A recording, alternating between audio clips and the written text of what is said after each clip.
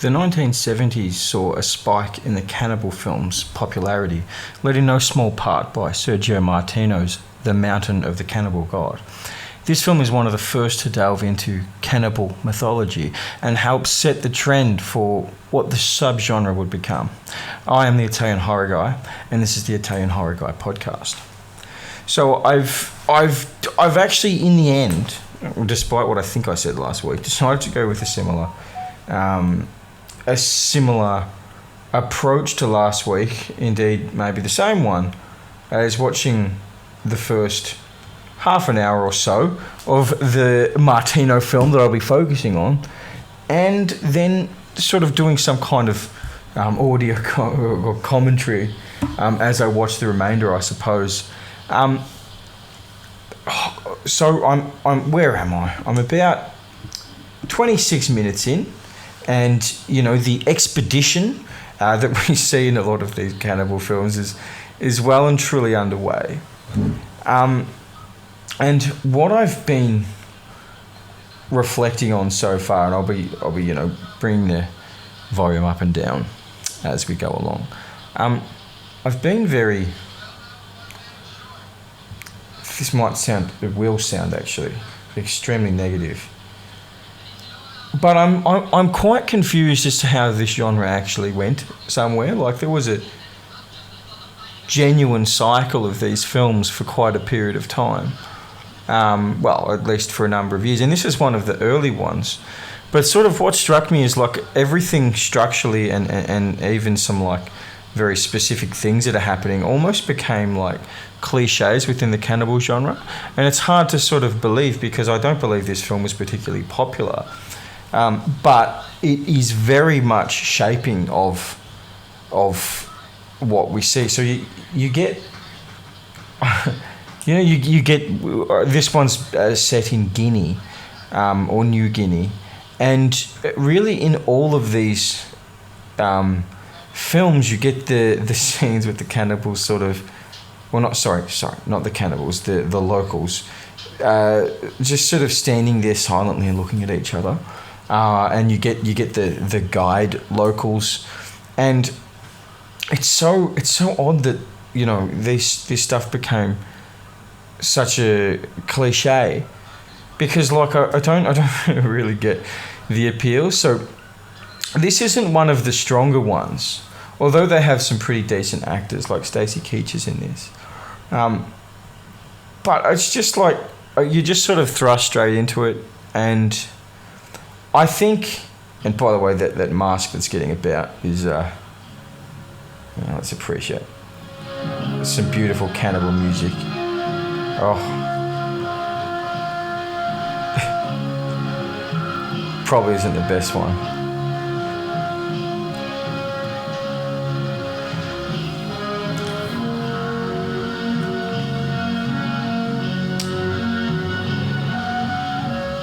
But so these weird sort of vibes of these films that are really they're inconsistent, I guess is probably the way I'd put it. And it's the thing is, it was always unclear if they wanted to say something or if they had something interesting to say, or if the things that they sort of say mean anything, right? So there's this moment earlier in the film where they're like, so they're sitting at the expedition because I think Ursula Andress, maybe that is, I don't know. I think it's her brother or husband or something. So a guy's just been eaten by a crocodile. Or he's about to be eaten by a crocodile.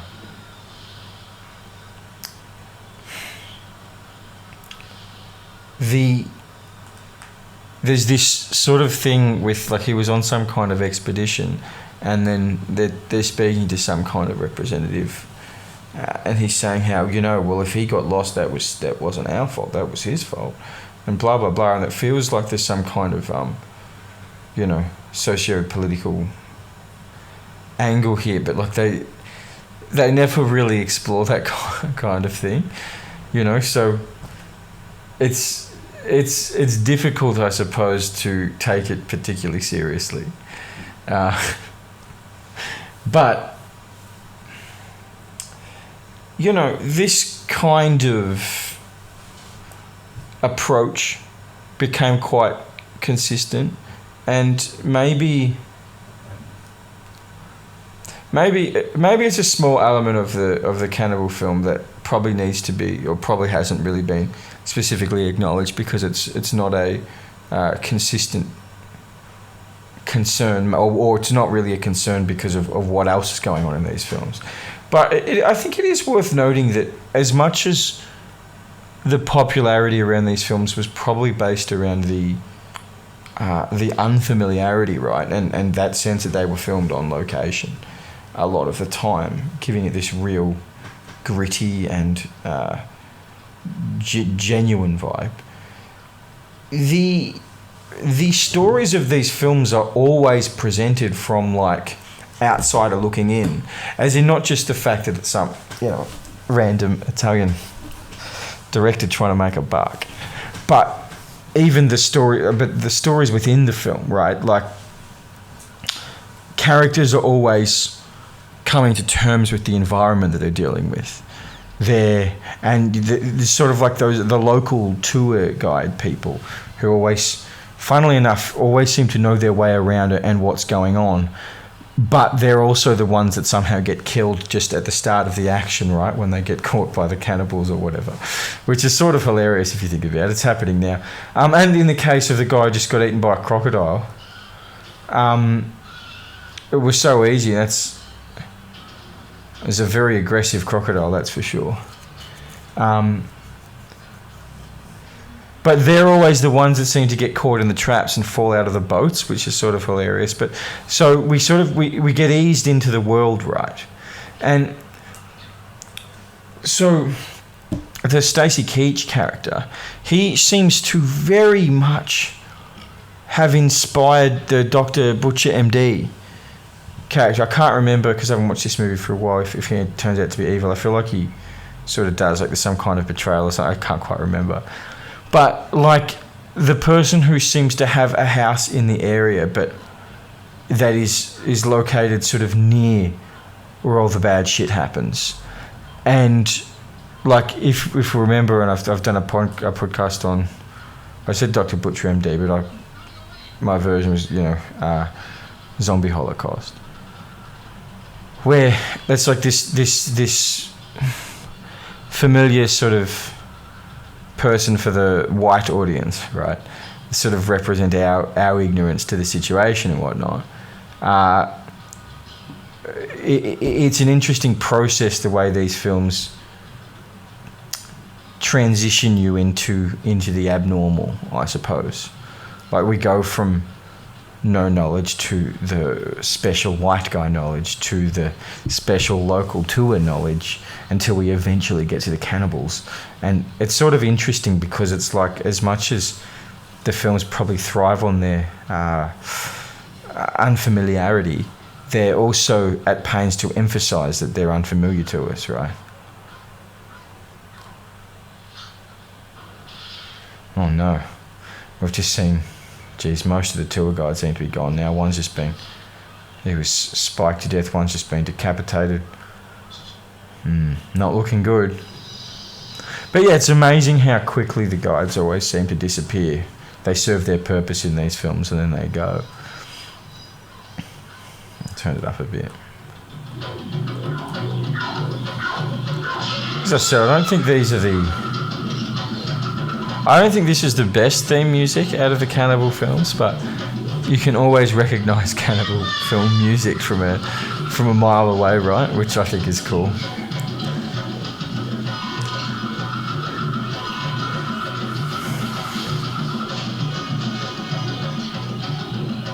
And they never really explain how these kinds of characters manage to survive. Who's this bloke? We found someone new, just in the jungle. Hold it! No, wait! She was attacked by a neighbor. She'll be all right. My name is Manolo.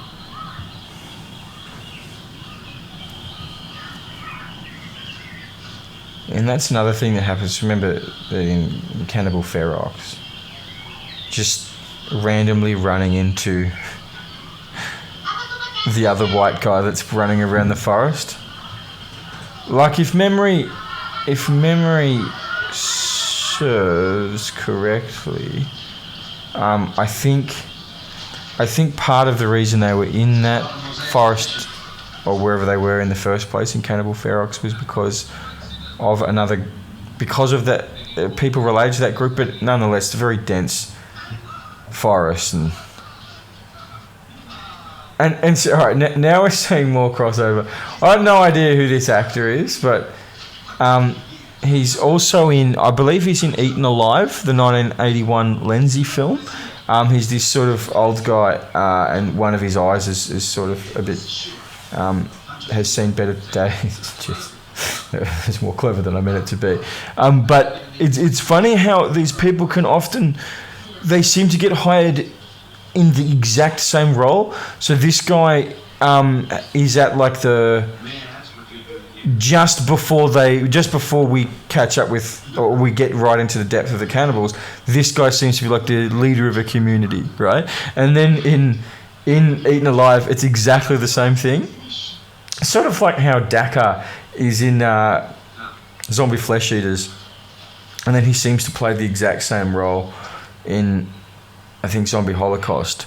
I just find it quite funny because I believe these people are actually actors, but it's like they get typecast in this very, very specific role. But it wouldn't be cannibal film fandom without recognising random actors that you haven't seen in any other type of movies before. It's good fun. And he had something tied to his arm.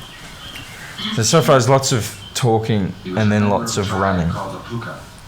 The puka have been extinct for years. It cannot be then. Father, 6 years ago, when I first met you when I came to this island, you never knew what happened to me after I left here. I was captured by the puka. Oh, mi niño. You always had a wonderful imagination. I wish it were my imagination, Father. When I was first taken prisoner by them, they wanted to kill me. But the chief's son was sick, he had a fever. I had some quinine and I looked after him until... So, I think I mentioned in the opening, this cannibal mythology, right?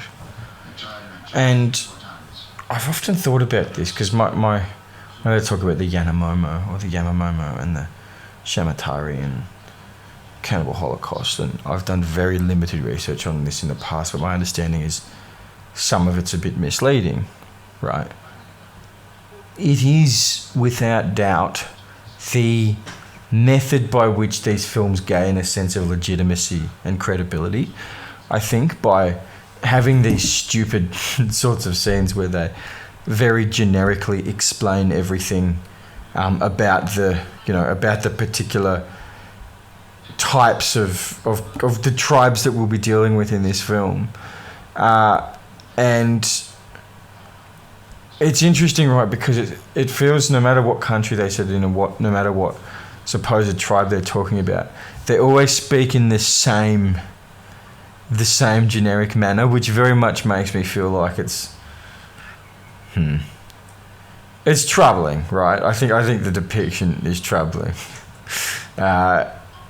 It's probably reflective of the era, but nonetheless, I think what it does do is give this sense, this extra sense of fear, right? That it's not just that they're threatening. It's not just that they might kill you. It's not just that they might eat you, right? But that there's this sort of depth to their beliefs or their actions that is going to be immutable or something, when the time comes. So I don't know. Oh, that's right. There's nudity in these films. So now Ursula is very naked, and there's a guy in one of those masks again, watching from the outside. It's honestly like, I've always found the presence of nudity in cannibal films so sort of off because like I've made this point before, probably more in relation to the giallo, that like we expect violence and we expect nudity, right? But and like as like if you're in the 1970s and you're going to see these films, in many ways this is sort of your only way of getting a fix of that. But like in the cannibal films where the same thing happens, they've always got these sort of model type women, and they sort of, the nudity is always just completely, or usually completely out of context for anything else. Like it'll just be them changing or something, but they put it in there. But it's like within the context of like being in these sort of rundown or really depressing places, and they've just seen people get murdered and they probably feel like they're going to get murdered as well.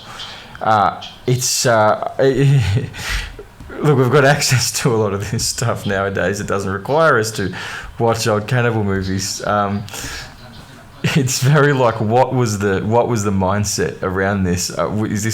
Is it meant to be stimulating? Because I'm often very like with Alexandria Deli and Cannibal, in Zombie Holocaust.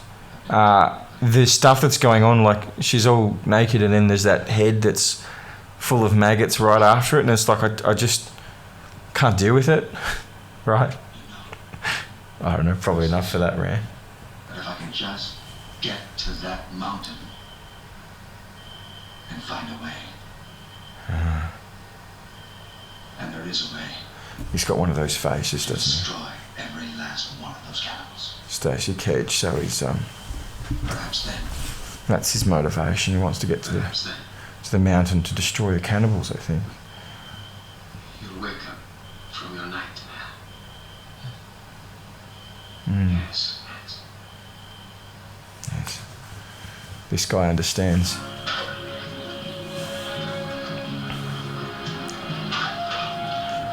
And now they're doing this thing that feels very much like Lency's, what is it? The fucking Lency movie with...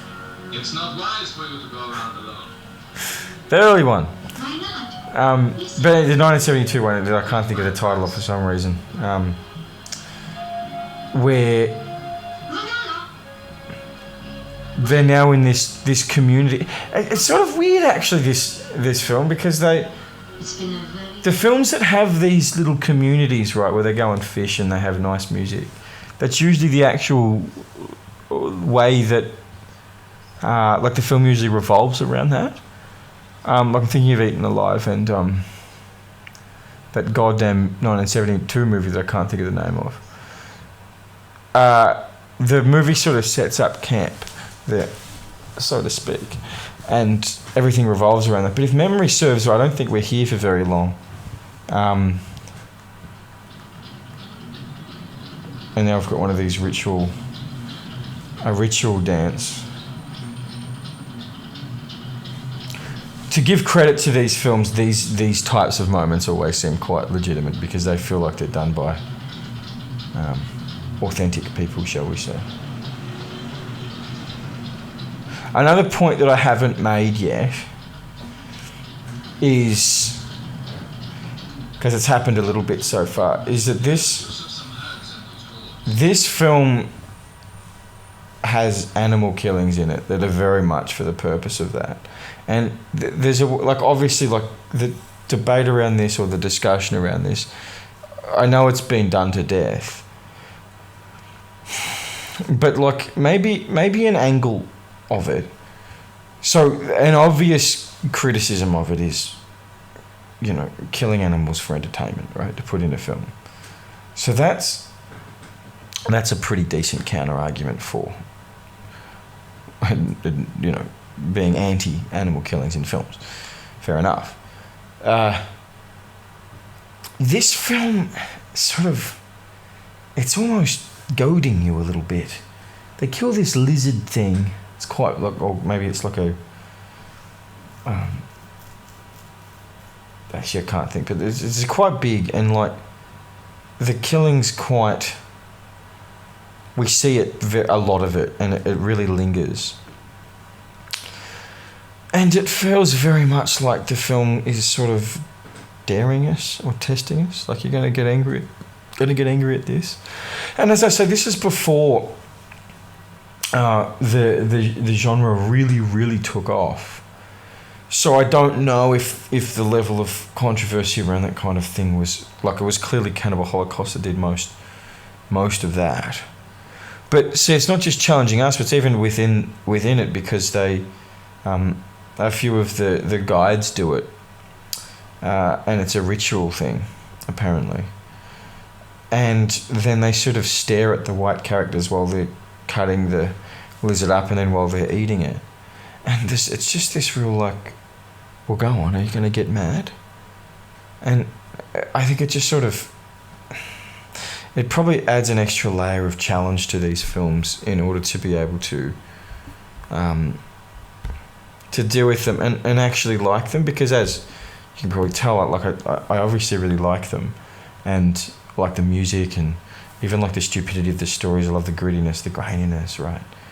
But then it's like, do you really have to go there? Because I'm not actually really sure it adds to the overall sense of ickiness in the way that it maybe could.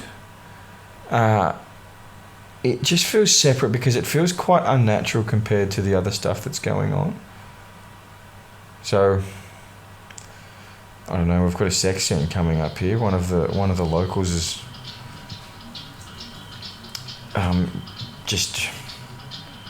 she's quite happy with this guy that she met a few hours ago. So there you go.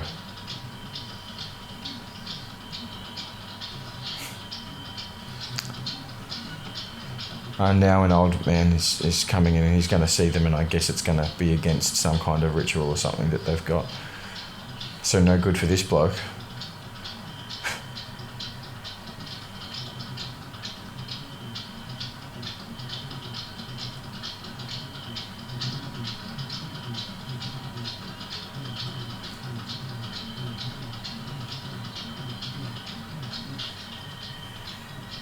This is honestly such a strange movie.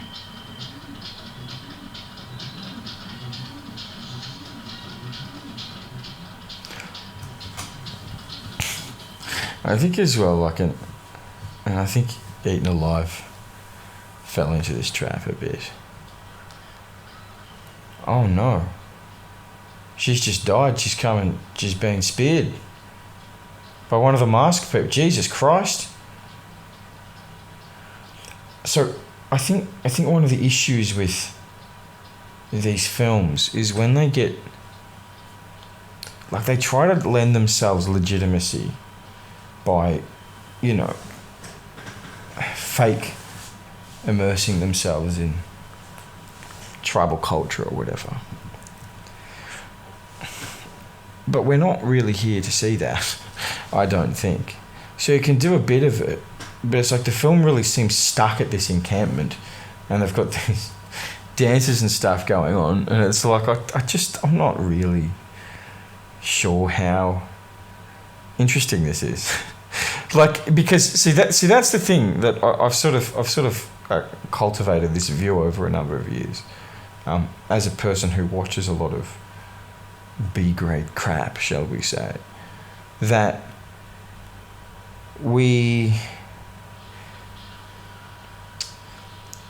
I feel like we have to... Sorry. We do this thing as people that like B-grade films. Often there's a degree of like irony in it. Like, we love it, but we know it's bad. It's not just a matter of watching it because it's bad and blah, blah, blah. But when you do delve into that...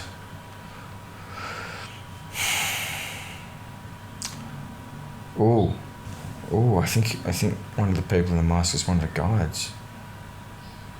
Wow, that's controversial. So you might watch B-grade movies, you might enjoy them because they're bad and blah, blah, blah. But one of the problems is that often it's not just that they're bad, it's that they're boring. And I think I've made this point with my brother actually on the Horror Science Film podcast, which you the horror film science podcast that you should get around. That the reason why The Room is like the best movie to watch ironically because it's bad ever, is because it's so unrelentingly bad that you can never be not entertained by it, right? Whereas some B-grade movies just sort of, they're bad because of maybe the dialogue, because of really because of everything actually, but they're bad also because they're boring. Right, and it's like there's an element of, it's as if this movie rates itself, that we've reached now the 50+ minute mark, and okay, so we've had the masked people coming in and attacking people, we've had expeditions, we've had discussions, we've had this tribal community. We haven't actually properly met the cannibals though, and it's like, get to the fucking point, guys.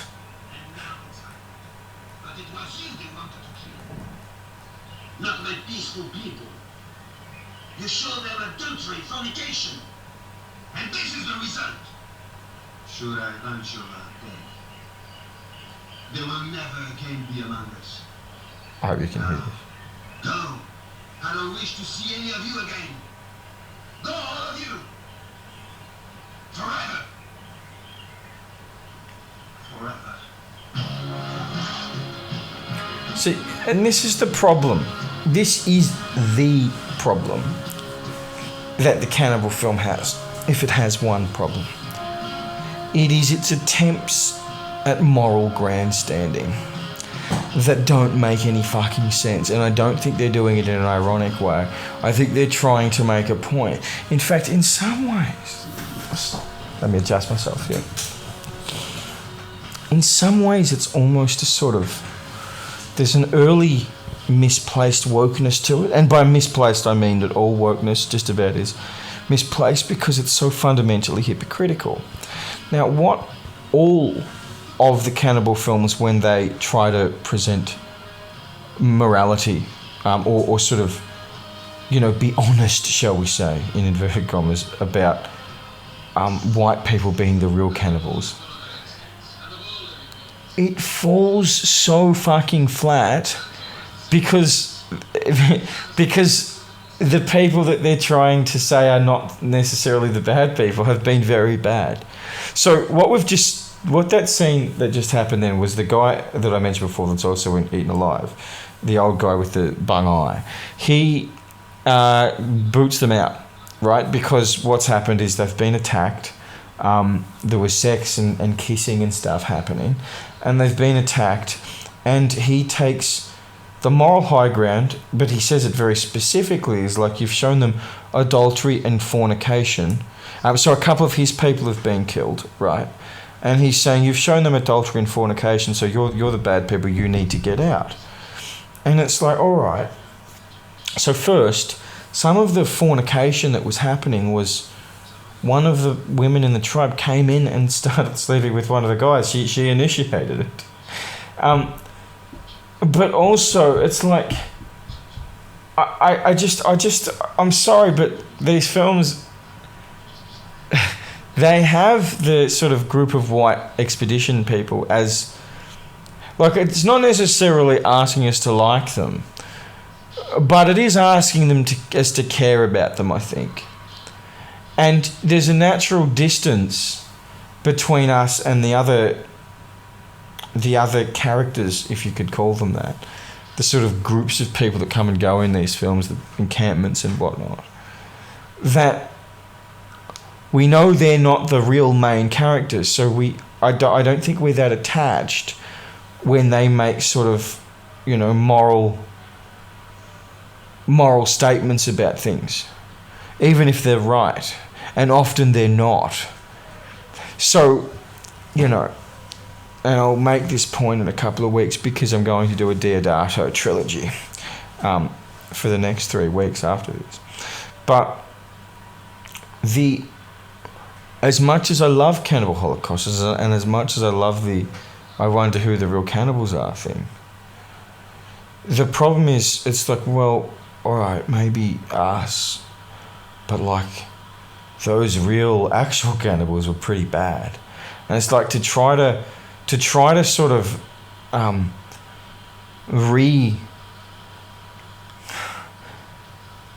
rejudge, shall we say, the morality of what's happening. It's like, yeah, but these people are evil as fuck.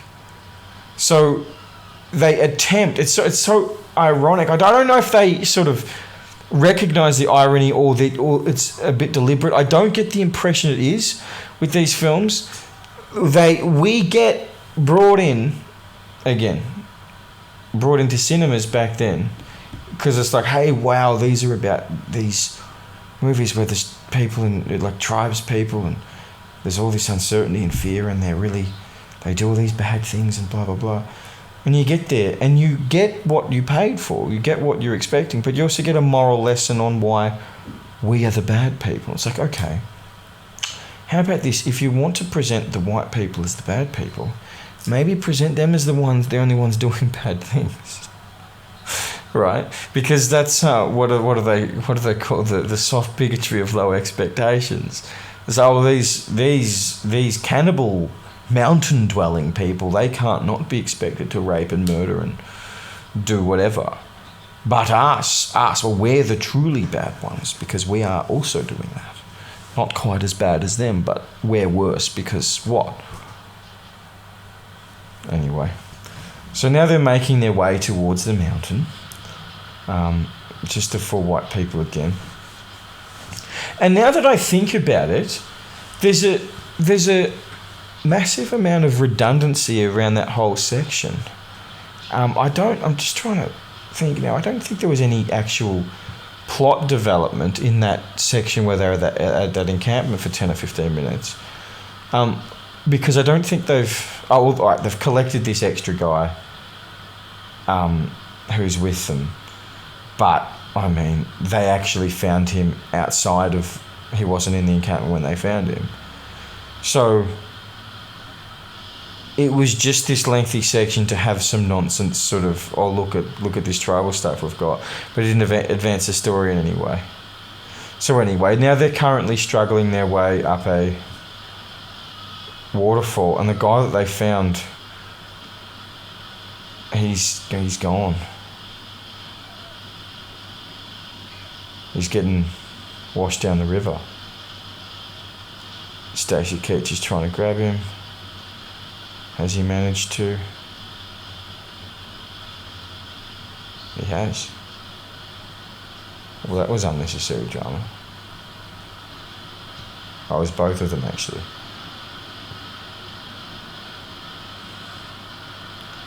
Oh, now their raft's gone. Oh, fuck.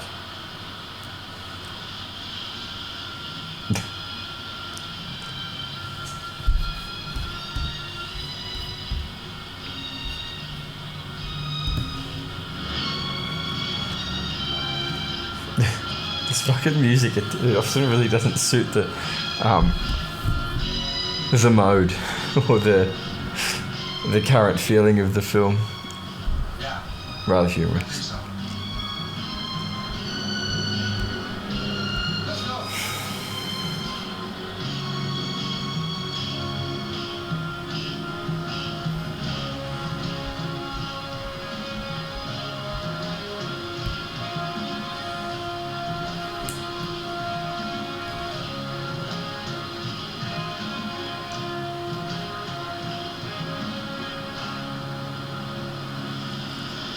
Alright.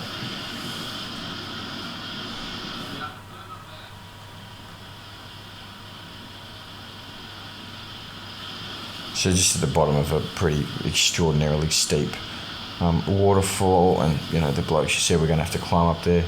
There's a real vibe of at least one of them's going to die in this process.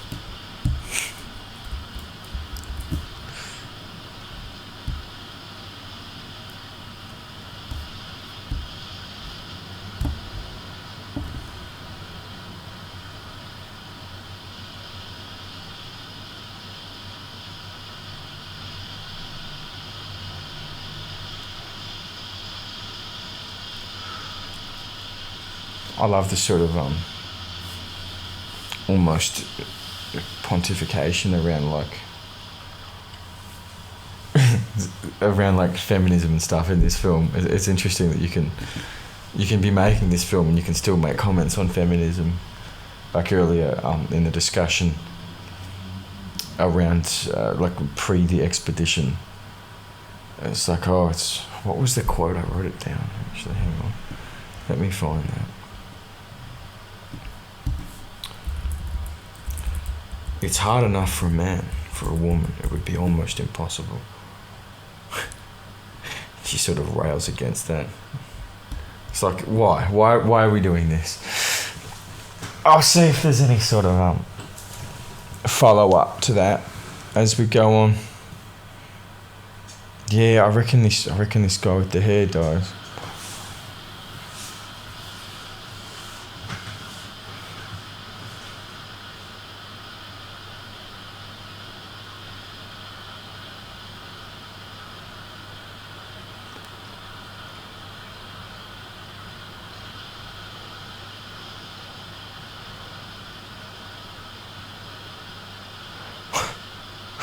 This is an extraordinarily long scene. Feels a bit like Frodo, Sam and Gollum climbing up the stairs in the Return of the King, if they'd shown all of it.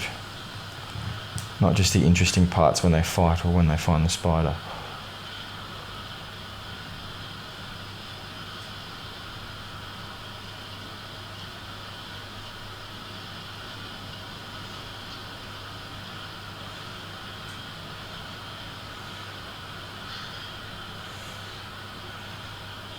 Ursula's almost at the top. How exciting.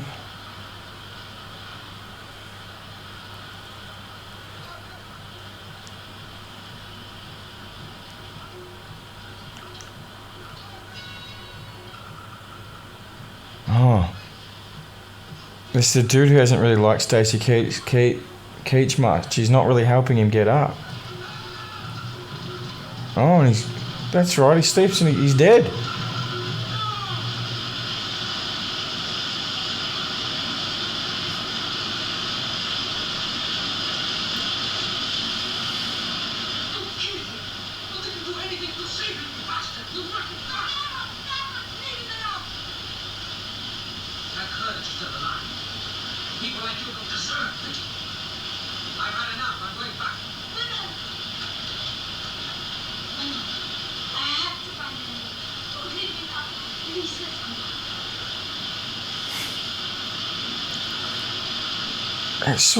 It's so odd the way that whole thing unfolded, because the film sort of presented Stacy Keach as the dodgy one, albeit this other bloke has a real like dodgy evil person face, and the three of them, the other two of them have very clearly witnessed him not help Stacy Keach before he falls off, and it's not clear at all why. Like, he doesn't seem to like him much, but and then this other guy with the long hair that is sort of their guide now, their wife guide. He's, I should kill you bastard. And then Ursula just talks him out of it, and now there's this montage of them, the three of them, just going through the wilderness together again. It's like so odd. It's just like, it's really odd.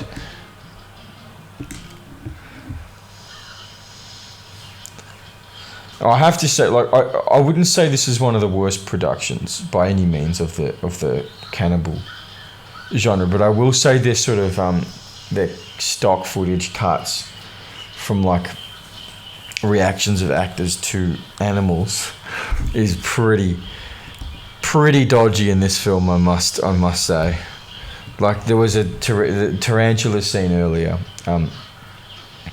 where Ursula's like very clearly not in the same area as a tarantula, and then they end up killing a tarantula anyway. It's like, and now they've just found a snake they've fought away, and they're all just looking back at it, and it clearly wasn't there.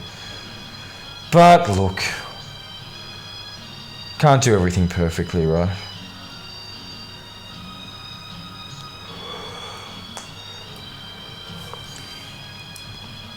It's sort of funny because, like, I don't know what these idiots plan on doing once they get to the mountain.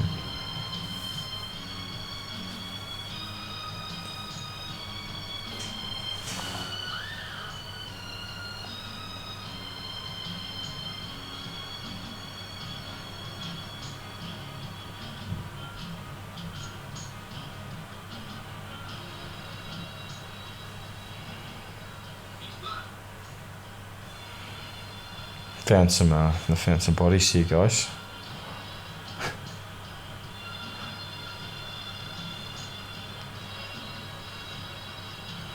Yeah, so there's a few sort of cannibal type vibes beginning to come out here. Markings on the side of a mountain.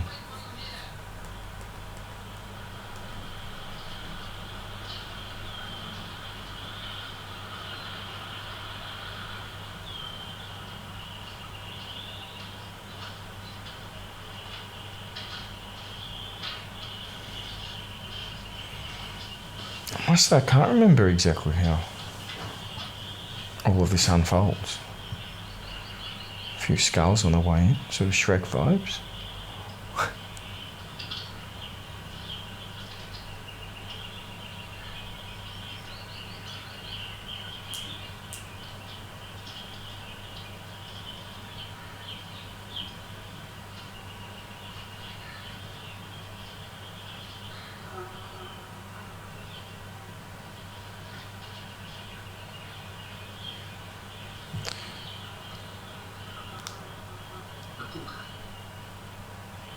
Those remains are fresh.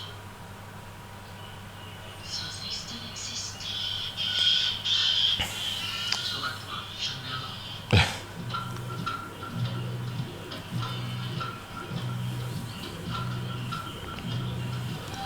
Who would have thought? So Ursula and the long hair guy. They've gone to have a look. Arthur, is it? So what the we'll call him Arthur, that's what it sounds like his name is. The dodgy guy let Stacey Keach die. Scheming and conniving. He's escaping them for some reason.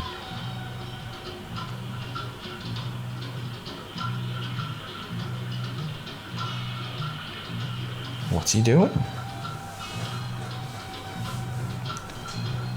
Can't survive a cannibal movie with this kind of portrayal though. There's no way he's going to live now. I genuinely can't remember.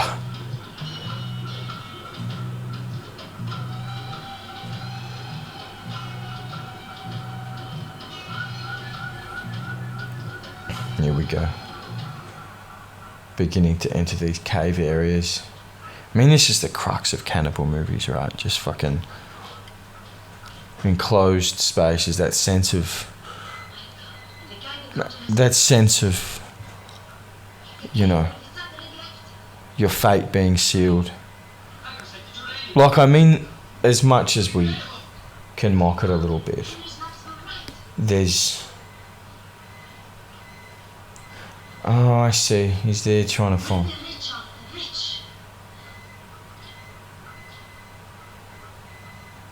He's gone there to try to find some gold or...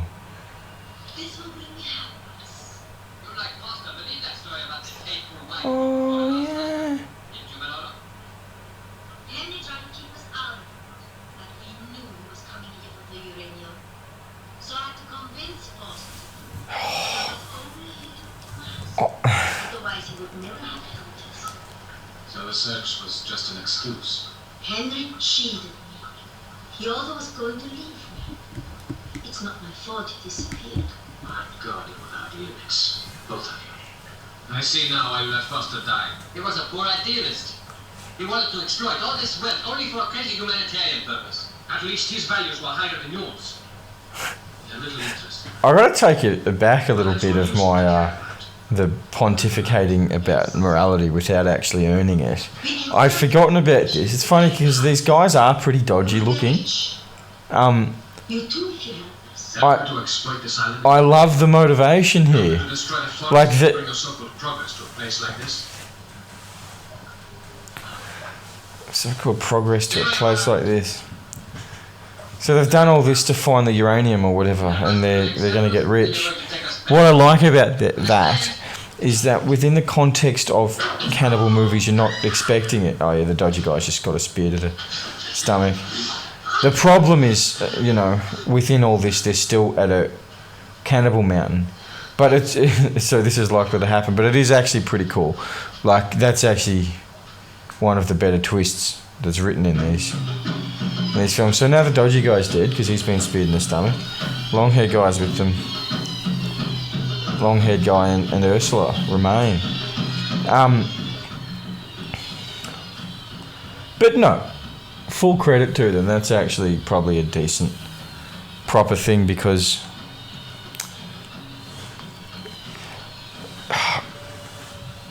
it didn't seem realistic, their story. But it's good when the story's not realistic and they sort of get away with that by saying, well, no, it's unrealistic within the context of the story.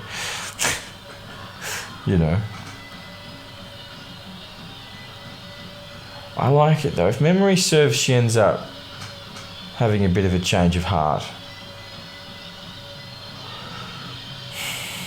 And they're going to eat the dodgy dude, hey? Now we're right into the cannibal stuff. And they've got all their long hair and their white painted faces and none of them are... Okay, it's pretty creepy, yeah. These little snakes that they're obviously going to start eating. And they're going to eat the dodgy guy.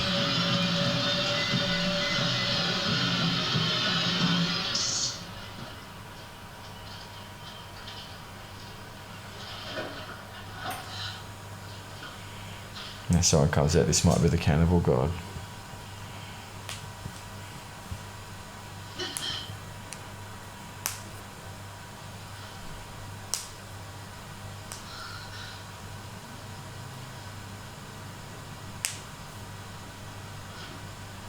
No! No! No! No! No! Ah.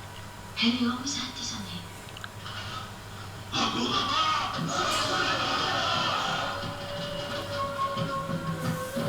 Now, that's right. Is she the cannibal god? See, again, like, with this stuff, like, okay, great. So we borrow and we steal and stuff. But this film, it feels very much like Zombie Holocaust stole a lot from it. So, attractive blonde woman comes to mountain and then gets made into goddess. And it looks very, very similar. Jeez. Her former husband's pretty dead. Jesus Christ. Sort of rotting.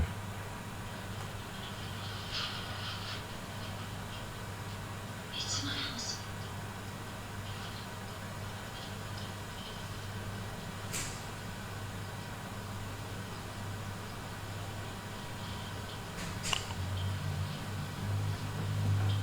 Oh, God. And this cannibal was just wiped some of the rotting husband on his head. What the fuck?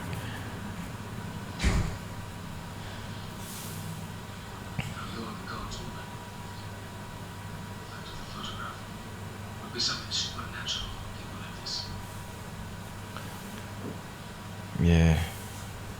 Right, so again, and this is like this ritualistic stuff, and I often wonder, like, are they being accurate or are they just making stuff up? So it looks like he's about to wipe. Yes, he is.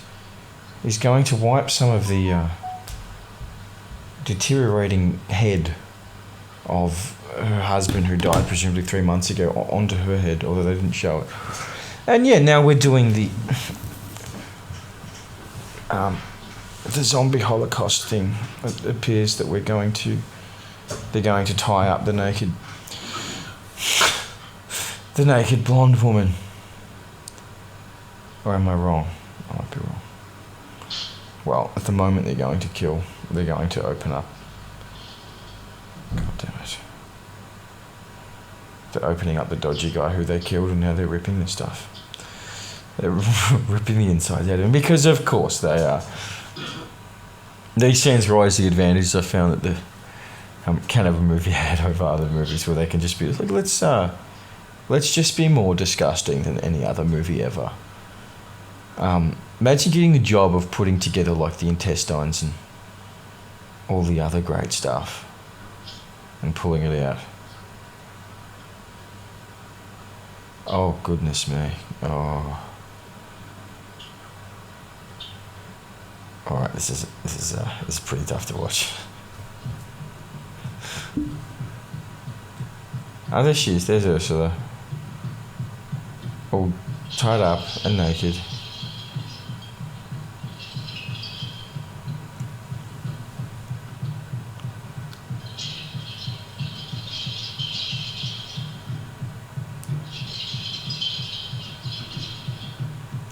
But again, it is looking very, very similar to Zombie Holocaust. It's very hard to enjoy this because of the scenario, right? Like, they're wiping stuff on her, and I feel like it's her dead husband. It's disgusting. It's absolutely disgusting. And I think it's cold, so she's reacting to it in an almost sexual way, and it's just creepy. Not liking this at all, guys. This is so fucking strange. This is so honestly just strange. Really focusing on the breasts. I feel like your acting career isn't going that well if you end up doing a scene like this.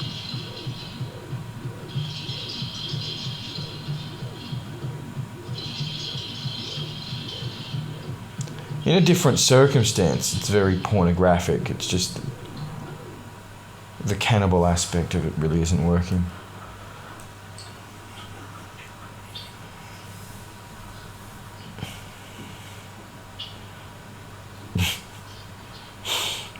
And of course now for the generic scene in every cannibal film ever where a bunch of cannibals are eating the deceased body. This time except that there's like 40 of the cannibals. Very strange.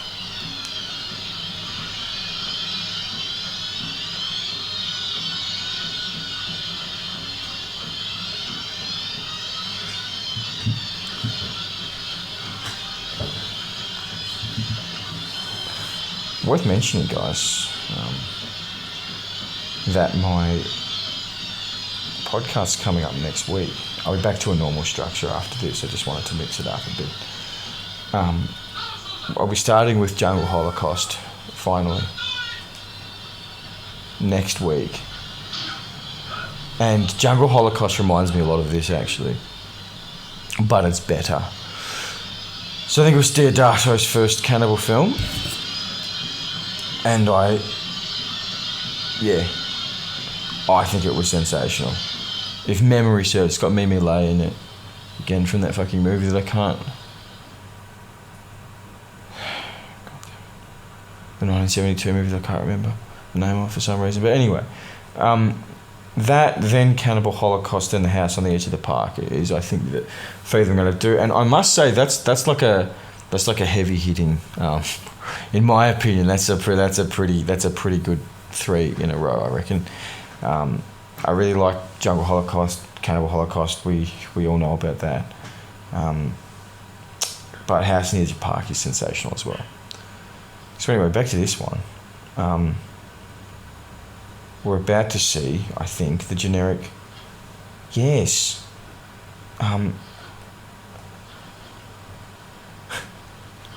The nice cannibal is now helping the person escape, which happens in every single cannibal movie for some reason. Why does this happen?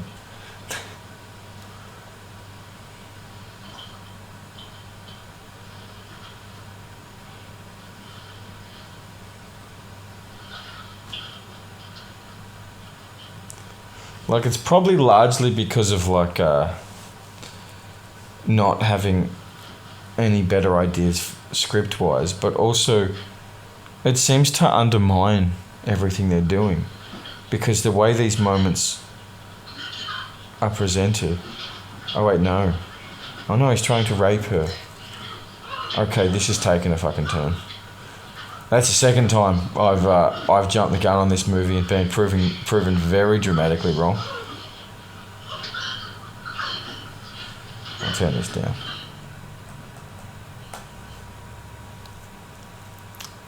Well, I do apologise for once again making assumptions.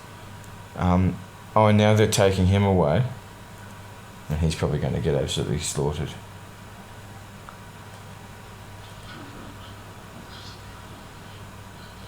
And then she's being tied back up. Okay, so there you go. I was wrong.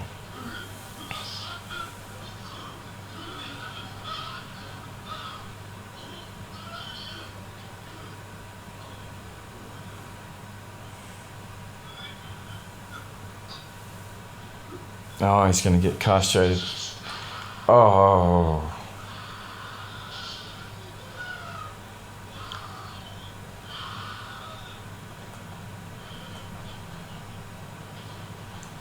Yeah, okay, fuck, that wasn't. Fucking hell, honestly, this movie's so strange because it doesn't have the consistency of like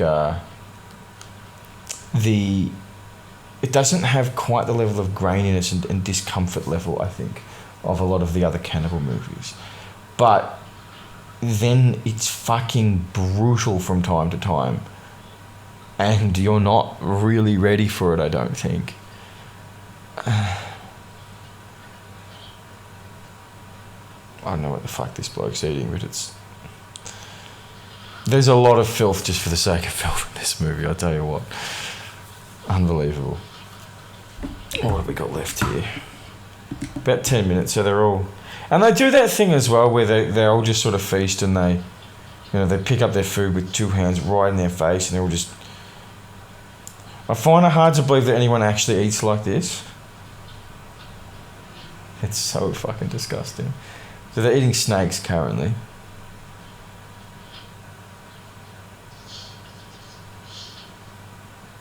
Jesus Christ. I'm pretty sure these are real. Some of them anyway. And this dwarf cannibal seems absolutely determined to make the long-haired guy eat some of this stuff.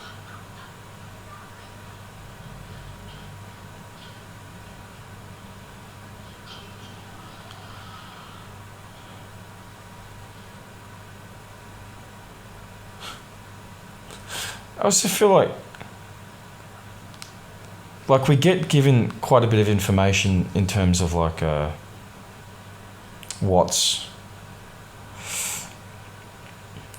bit of information in terms of background of these characters and stuff, and specifically background of the cannibals. But like, they sort of talked about vague rituals and like, oh, you know, Stacey Keach was very traumatized by having seen them previously and stuff. But yeah, I don't know if they've worked it very well, to be honest. Like, I don't think they've worked it very convincingly. Because, you know, as in that sense of trying to get it like they've really earned the right to talk about it in this way, or they're justifying to us, or they're being interesting, but not really. Jesus Christ! Now the dwarf one's just sort of stabbing him. Oh, and he's kicked him and he's dead. Jesus. Okay. That was a waste of time. But like, I guess what I'm saying is they're trying to sort of show this sense of, oh no, we've done our research here. We're being really interesting, but they're not. Actually, it's like it's cheating a little bit to say, oh well, I was very traumatized by all the bad things I saw. So then they can just put a bunch of bad things when the time comes. And it's like, have you really done your research here, or are you just... Anyway.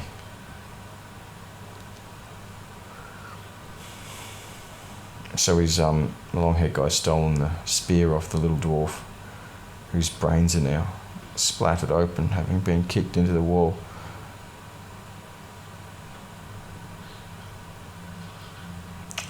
And he's escaped his bonds.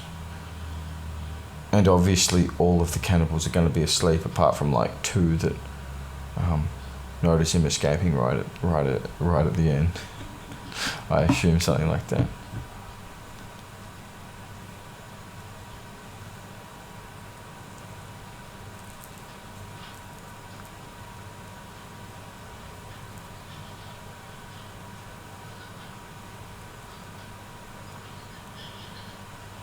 I just give some final thoughts on this film right now. There's 7 minutes to go in, and I might run it through to the end. But just like generally speaking about the Cannibal film, that still based on this film, I find it's not obvious that this genre was going to become like super popular after this. Although a lot of the ideas and concepts and fake pontifications about morality remained through the genre, and this maybe even in some cases set the scene for that. But in terms of providing yourself a platform for how do we get debauchery into our films, how do we show things that we otherwise can't show, and how do we explain it, right, with some sort of vague mythology about tribes in certain random parts of the world. Like,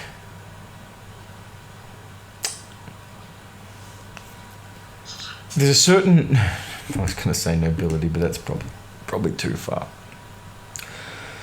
But to one extent or another, it feels like you're doing the horror genre a favour at this point. That, you know, what are we, 1978 here?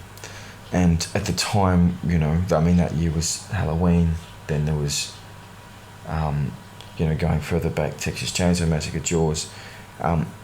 It's like there's been a massive change in the genre in a pretty quick period of time. But even within that, there are still expectations and sort of limits to what we're going to be seeing. These films added a lot more to that. So you can say, okay, well, this is just gratuitous, and let's be honest, it mostly is. But, you know, is horror film in general not just gratuitous, right?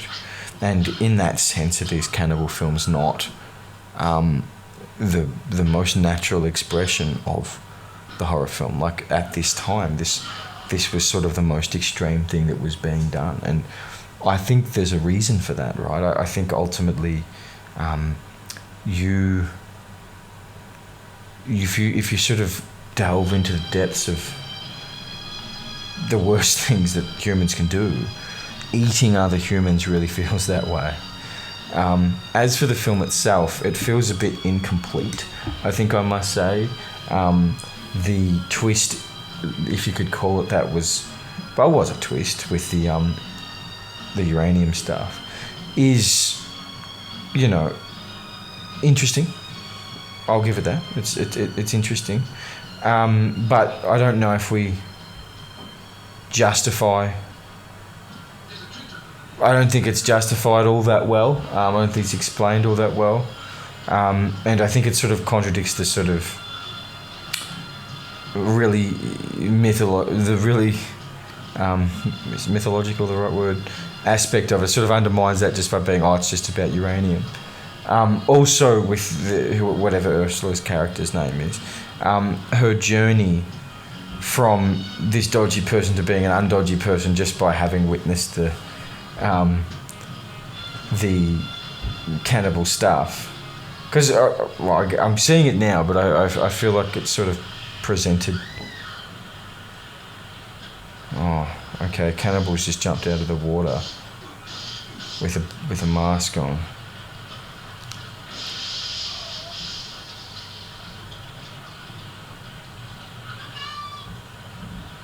And there's another one. Does the long-haired guy die, and does Ursula escape by herself?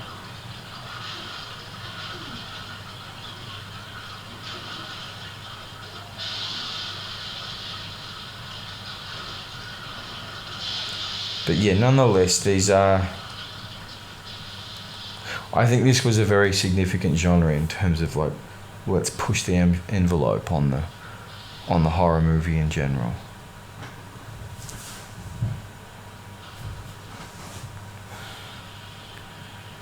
He has survived. And Ursula's happy, which maybe is sort of her redemption.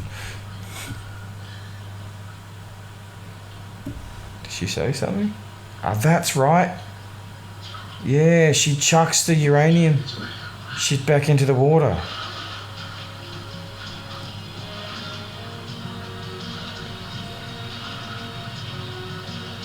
Oh, is it? It's not even a boat, it's like a log. Oh, fuck. It's just, the beats are just off, right? I think, with the movie, the beats are just off. To be honest, they actually shouldn't have, they actually shouldn't have had that scene with the two cannibals coming at them. Would have been more powerful if they just escaped and she chucked it in and that's it. Nonetheless, very enjoyable. Thanks for joining me, guys. I hope this structure hasn't turned anyone off. I wanted to mix it up a bit, but yeah, I'll be back with a normal structure in coming weeks. And yeah, so join me for those. I've got the Deodato trilogy coming up, which will be starting next week with Jungle Holocaust. Thanks very much, guys.